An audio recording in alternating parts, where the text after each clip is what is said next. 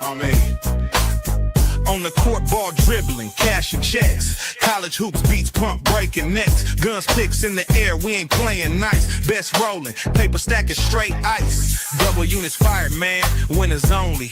Player props hitting, no rolling lonely. Bankroll swole, just stacking that cheddar. Breaking ankles daily, no one do it better. Let's keep dancing, 10 shots fired. Cashing best clips, reloaded, never tired. Have ourselves a day, straight up ballin'. Every show lit, you know we all in. Hit the hardwood, buzzers buzz, call it lit. Numbers crunch, strategy solid.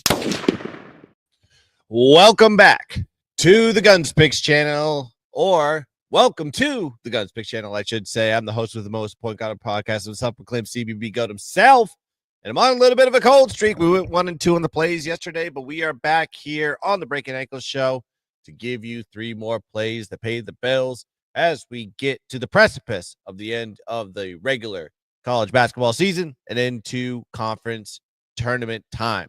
Now, I got 3 plays for you for Wednesday, as I always come in here early on a midnight to give you the best lines, hopefully get you ahead of the game, and then hopefully we'll be catching some tickets once again. We've been doing very well on these plays and the videos, regardless of what we've done in the previous couple days.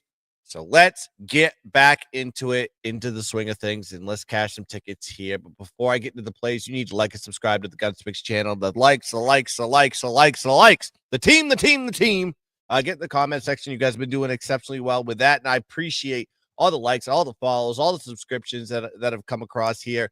You guys have been sporting the guns. You guys are all my gun disciples. Let's cash some tickets. I owe you 3 plays. We're going to sweep the board. Very confident in it. Got to stick to the script, stick to the method, stick to the system that's in place that has gotten us this success so far this season. Let's get into the plays here. Let's start with the first one that's going to be on the board here at 7 p.m. in Philadelphia, Pennsylvania. We got Rhode Island going against St. Joseph's here in Hagen Arena. And when you break down this game, St. Joe's really just has the advantage all the way around here. You have URI that is 136 in offensive efficiency, 172nd in defensive efficiency, going against a St. Joe's team that is 95th in offensive efficiency and 64th in defensive efficiency. So from a overall statistical analytics, you have St. Joe's is just the better team. And also, you got to look at how St. Joe's is on the free throw line. There's a significant advantage versus URI. They're ranked 81st in field goal free throw percentage, but you have URI that is ranked 274th in that statistic. Then we're just following the hot hand here. When we look at St. Joe's, they have just really turned it on as of late. They're 6-1 straight up, 7-0 ATS in the last 7 games. And then when you look at the other side for Rhode Island, just not backable in this type of situation, especially as a dog, because they haven't covered it in their last 5 games as a dog, and they're 1-4 ATS as a dog of more than 3 points this season. So I think I'm just going to be riding the hot hand here with St. Joe's going against a team that has underperformed as a dog recently and for the season for that matter. Give me St. Joe's here, minus 10.5 as play number 1. All right, get into the chat. You guys are up with me, and I appreciate it. And they say, yo, Guns, my man. Chill Will says Guns is in the building. Let's go. Let's go, boys. Let's cash some tickets. Let's go get that money. There's so money and you don't even know it. That's right. That's right. Listen, 1 and 2 is unacceptable to me. Utah didn't show up. I'm just really mad about the previous plays, but I have to have that amnesia. I have to take that memory and get it out because the overall season's been so great. I need to continue this momentum going here. But we got plays here. Like I said, the first play out the gate is going to be St. Joe's minus 10.5. All right. Next play on the board is what we like to call for Wednesday. It's going to be my dog of the night. Let's go.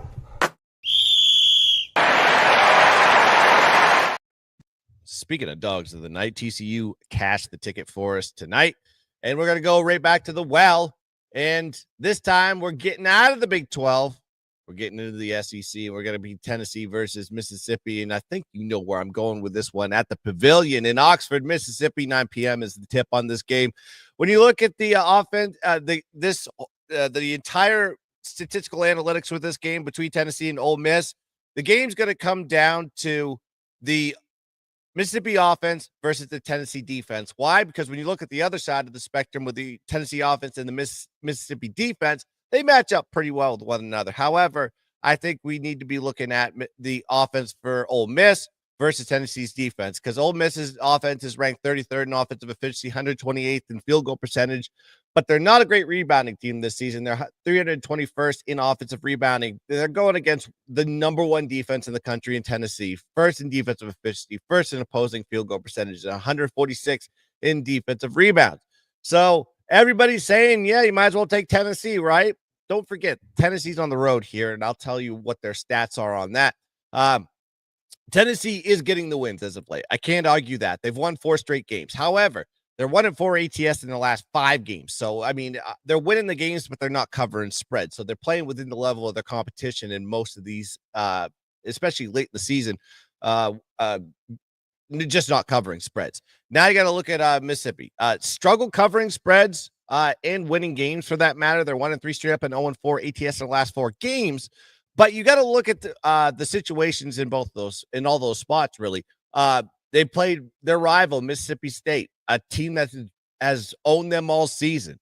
They had to play Vandy on the road. Vandy, of course, the very tough place to play in the SEC, especially on the road. And then they had to play Auburn on the road. Auburn, last time I checked, they're the number 1 team in the country. So I think when you take the sample size from that stat of 1-3 straight up and 0-4 ATS, their only win was against Oklahoma. Oklahoma, of course, not a great team, but the teams that they lost to, justifiable in my opinion. Then you got to look at Ole Miss. Actually performed very well in this type of number. They're a +3.5 dog currently. They're 5-2 ATS as a dog between 2 and 6 points this year. So I think this is a nice little spot here for Ole Miss, a team that has been struggling as of late. Of course, getting that win, getting over that hump after that losing streak that they had. Then you got to look at Tennessee, 1-4-1 ATS as a road favorite this season. Mississippi is going to be very highly motivated in this game. They need big wins. They're still playing for their tournament lives here, and they're playing at home in their last home game of the season. So I think this is just a bad spot here for Tennessee. Tennessee, what do they really have to play for? I guess the number 1 seed per se. But even if they lose this game and they go and they have to play South Carolina in their next game, I think they're fine there. And then whatever happens in the SEC tournament, so be it. But I think this is going to be a more important game for the Rebs than it is for the Vols. So give me Mississippi +3.5 as my dog of the night for Wednesday. All right. Gave you 2 plays. I got one more on deck, and this is going to be my best bet for Wednesday. But before I give it to you, make sure you like and subscribe to the GunzPicks channel. If you're watching this now, you're watching this later, you're watching this anytime on Wednesday. Just appreciate hitting the like button. Appreciate you hitting the subscribe button. Appreciate you hitting the bell. Do you realize that half of you people aren't subscribed to the GunzPicks channel, and yet you watch my videos? Why? So all I ask you to do is subscribe to the GunzPicks channel. Let's grow this thing to the rafters, and also hit the likes, man. You guys have been absolutely growing this channel, and it is not because of me. I might be doing the work. I might be doing the editing. I might be doing everything to produce this channel, but it would be nothing without you guys. And I appreciate all the likes and all the follows and all the subscriptions. But I digress. Let's get into the last play. That is going to be my best bet for Wednesday night. Give it to him.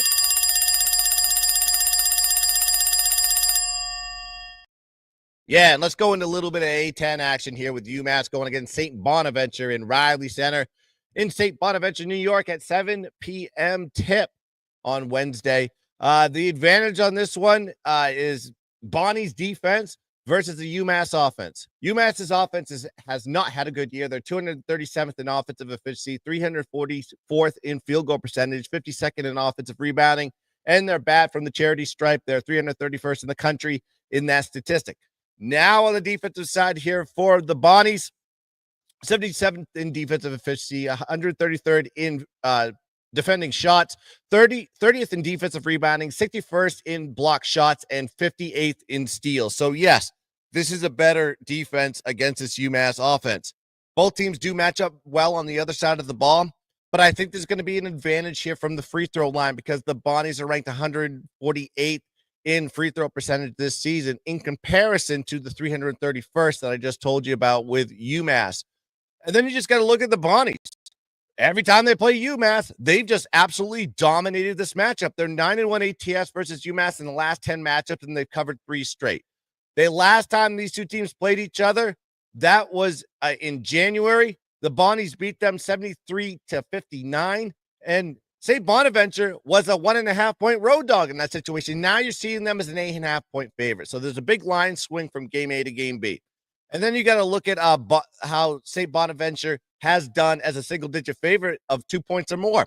They're 9-1 ATS in those statistics. 10 spots, 9-1 ATS when they're a favorite of 2 points or more. As a single-digit dog, for that matter, I should say that.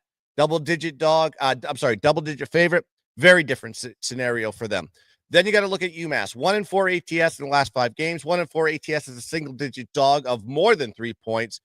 And it's St. Bonaventure's last home game of the season. They're going to be absolutely revved up for this one against an opponent that they typically own. And they're a heavy single-digit favorite in this situation, which they have very much performed well against their opponents in these spots. So give me St. Bonaventure -8.5 as my best bet for Wednesday. Whoo! Taking a breath here, and I gave you 3 plays. We're going to be able to dominate here, hopefully, on Wednesday and get back into the swing of things to get us above 60%. I think we're still above 60% on the show. I have to check my record today. I went 1-2. But let's talk about the plays to recap for everybody. First one I gave out was St. Joe's -10.5. I gave you my dog of the night with Ole Miss +3.5, and St. Bonaventure's as my best bet -8.5 to wrap it up in a bow. And hopefully we can sweep the board on Wednesday. Gave out all my plays on Dub Club. If you want to go check those out, go a very cheap, low price, $20 a week. If you want to go grab a week and just test the waters a little bit, then you can go and see if you want to join for the rest of the season for March Madness, because it's going to be an absolute electric time. In every single tournament, we're going to be looking at games and spots and trying to bet our way through this dynamic before we get into April. So appreciate all you guys and all the follows, and shout out to Chill Will says thanks. You're welcome, buddy. All right, that's going to do it here for the Breaking Ankles Show Wednesday night edition on March 5th. Let's get some tickets. Let's dominate the ball. And as always, let's keep dancing. Ba-bang! Daily, no one do it better. Let's keep dancing. Cannon shots fired. Cash and best clips reloaded, never tired. Have ourselves a day, straight up ballin'. Every show lit, you know we all in. Hit the hardwood, buzzers buzz, call it lit. Numbers crunch, strategy so legit. Breaking down plays, now